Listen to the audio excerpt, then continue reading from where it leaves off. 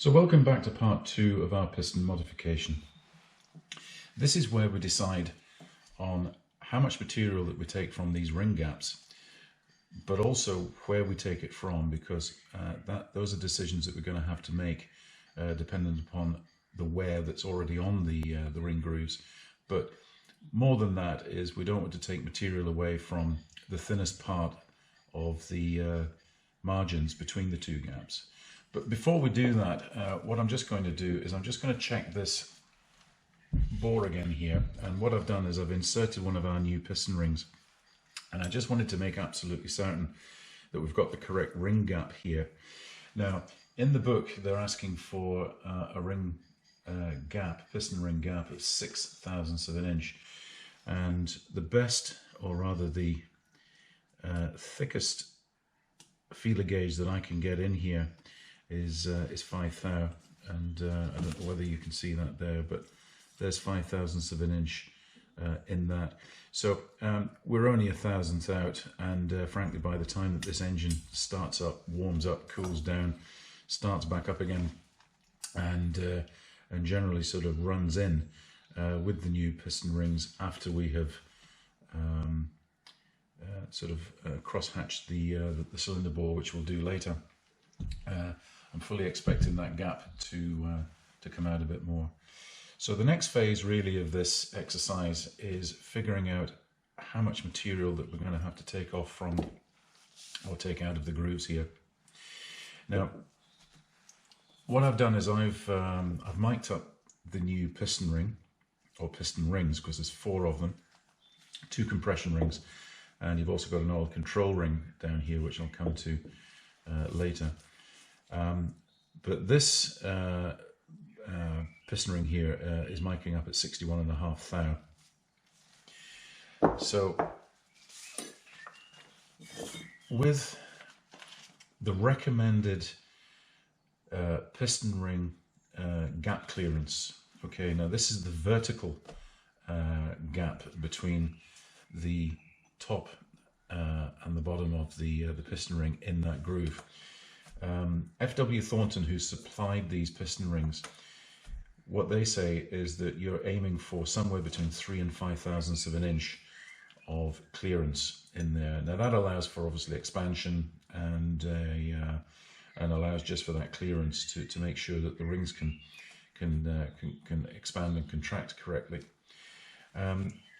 So really with 61.5 thou of piston ring, what I'm going to shoot for here is I'm going to shoot for a 3.5 thou clearance.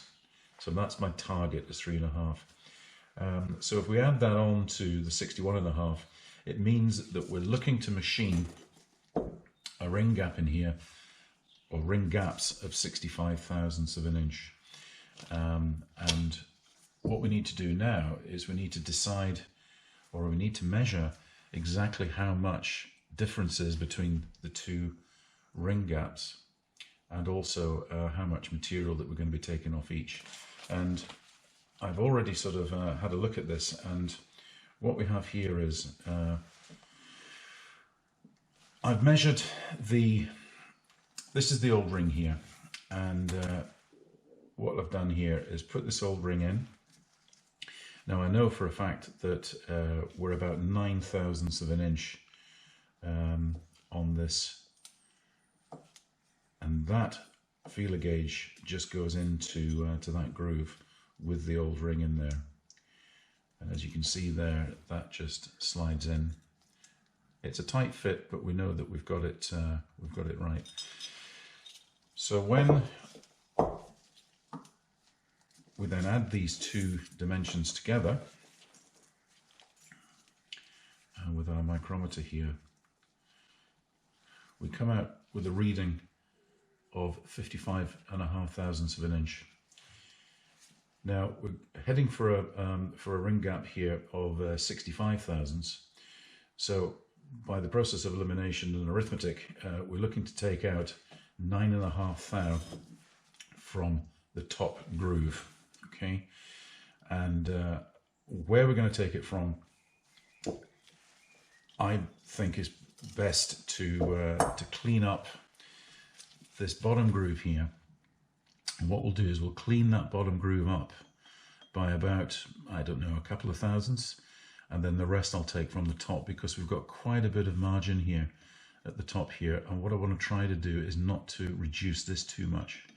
And we know that the bottom groove is in far better condition than the top groove. For the simple reason is there's quite a bit of a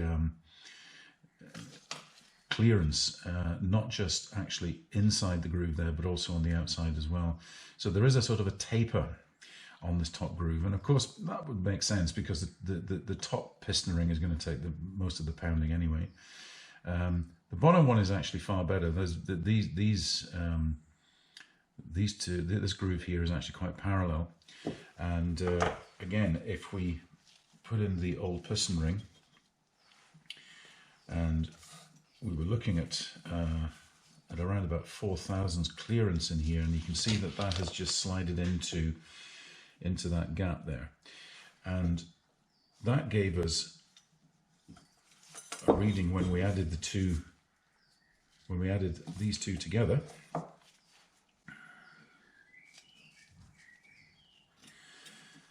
And that gave us a reading here, as you can probably just about see, of 50.5 thousandths of an inch. Again, we're looking for a gap of 65 thousandths.